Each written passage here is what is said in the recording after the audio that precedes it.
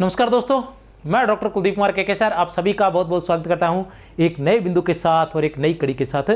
तो आज का जो बिंदु है सॉरी, वो है हिंदी व्याख्याता का जो प्रथम प्रश्न पत्र था ना, उससे संबंधित। उसमें हिंदी से संबंधित 5 प्रश्न आए थे। तो वो कैसे थे? तो वो तो आसान थे, ज़्यादा टफ नहीं थे। एक प्रश्न को छोड़ दिए जाए तो बाकी तो इजी थे, और बाकी प्रश्न पत्र जो है वो बड़ा कठिन था। ठीक है ना, लेकिन डरने वाली बात नहीं है। ऐसे रहता है, हिंदी वालों के लिए तो कठिन ही रहता है पेपर, लेकिन थोड़ा कठिन था दूसरों के मुकाबले। निम्नलिखित में से किस विकल्प के सभी शुद्ध है?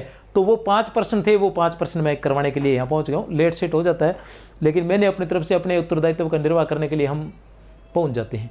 और वरिष्ठ अध्यापक वालों के लिए पेपर करवाने से पहले ही है कि वरिष्ठ अध्यापक की तैयारी बहुत अच्छे से इसी चैनल पर करवाई जाएगी। कोर्स वाले तो पोस्टर मेरे लगते नहीं है ज़्यादा, पीपीटी वाला मेरे थोड़ा ढिला ही पड़ा है। ठीक है, पर कोर्स बाकायदा लगातार करवाया जाएगा, अच्छे से करवाया जाएगा। और चलते हैं आगे। निम्नलिखित में से किस विकल्प के सभी शब्द शुद्ध है? निम्नलिखित में से किस विकल्प के सभी शब्द शुद्ध है? तो ये मैंने ओरिजिनल पेपर ले रखा है, ओरिजिनल पेपर का पेज है। मैंने कहा कहीं कोई गलत ना लिखा हो। चरमोत्कर्ष है तो ये विषय लिखा हुआ है, सही का मतलब ये वैसे सही लिखा हुआ है, वैसे ही ऐसे होएगा चरमोत्कर्ष। ठीक है ना, बाकी सही अंतरात्मा। अपने को तो वो देखना है कि सारे सही कौन से हैं। तो अंतरात्मा और अंतर्यामी जो है वो बिल्कुल सही है। निम्नलिखित में त्रुटिपूर्ण संधि है, त्रुटिपूर्ण संधि है। अब चाहे आपको ये आता है या नहीं आता, ये आता है या नहीं आता, ये आता है या नहीं आता, कोई समस्या नहीं है। लेकिन आपको षडानन तो आता ही होगा ना, कि षट प्लस आनन, जो षट धन आनन संधि षडानन होता है। और षट में हमेशा क्या रहता है?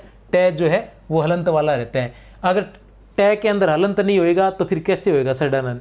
ठीक है ना, तो क्योंकि टै वाला ए निकलेगा फिर तो षट अनन हो जाएगा ना, इसलिए उत्तर है ए संगत जो है त्रुटिपूर्ण यही है।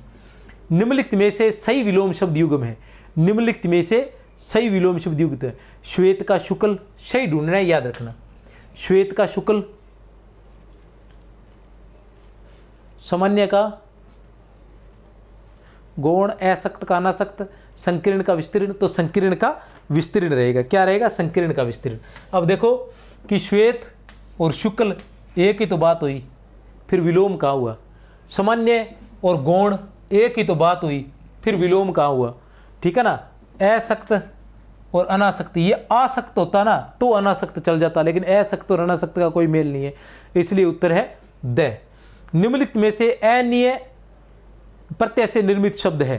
अनिय, निम्नलिखित में से अनिय प्रत्यय से निर्मित शब्द नहीं है। ठीक है जी, नहीं है। ठीक है ना, कौन सा नहीं है? पाणिनीय। पाणिनीय जो है वो अनिय शब्द से निर्मित नहीं है। निम्नलिखित में से अंग्रेजी पारिभाषिक शब्द के हिंदी अर्थ की दृष्टि से असंगत विकल्प है।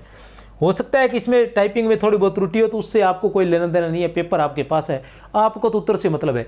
असंगत देखना है तो असंगत कौन सा होएगा? ये वाला संगठन नहीं होगा, ये घटक होगा। क्या होगा? ये घटक। ये 5 प्रश्न आए थे, इसके अंदर ये थोड़ा अलग था, ये शायद किताबों में नहीं मिलेगा। बाकी तो ये आसान से थे, इतना ज़्यादा नहीं है। अन्य वगैरह पर भी करवाया गया है और किताबों में आपको मिल जाएगा। तो कुल मिलाकर फर्स्ट पेपर थोड़ा सा कठिन था, लेकिन फिर भी निराश नहीं होना है और नए सिरे से वरिष्ठ अध्यापक की तैयारी लग जाओ। जिनका अच्छा हुआ है, मैं तो ये कहूँगा कि जिनका अच्छा हुआ है वो भी वरिष्ठ अध्यापक की तैयारी में लग जाएँ डटकर, और जिनका अच्छा नहीं हुआ है उन्होंने तो लगना ही लगना है और अपनी जी जान पूरी तरह से लगा दो। जिनका हुआ है वो भी अपनी जी जान लगा दीजिए वरिष्ठ अध्यापक के लिए। कल को आपको कहने को ही मिलेगा, अगर हो गया तो व्याख्याता में हो गया, मेरा 2 में हो गया था, व्याख्याता में भी हो गया था, वरिष्ठ अध्यापक में भी हो गया था। तो ऐसी बातें हैं। ठीक है ना, कहने में अच्छा लगता है, आनंद आता है, और सारी उम्र भर कहते रहोगे कि तब भी हो गया था, ये भी हो गया था। तो ये अच्छी बातें हैं, तो डटकर तैयारी करो। और विशेषता यही होती है कि जो विद्यार्थी जिनको लगना होता है वो कभी भी एग्ज़ाम का इंतज़ार नहीं करते, वो भर्ती का इंतज़ार नहीं करते, वो उस दिन तक तैयारी नहीं छोड़ते जब तक उनको ज्वाइनिंग नहीं मिल जाती है। तो आप लोगों का भी यही कर्तव्य बनता है कि जब तक आपको ज्वाइनिंग नहीं मिल जाती है, आपको 1 मिनट भी सांस सांस नहीं लेनी है। वो कछुए और खरगोश वाली बात है भैया, जो लगातार चलता रहता है उसको मंजिल अवश्य मिलती है।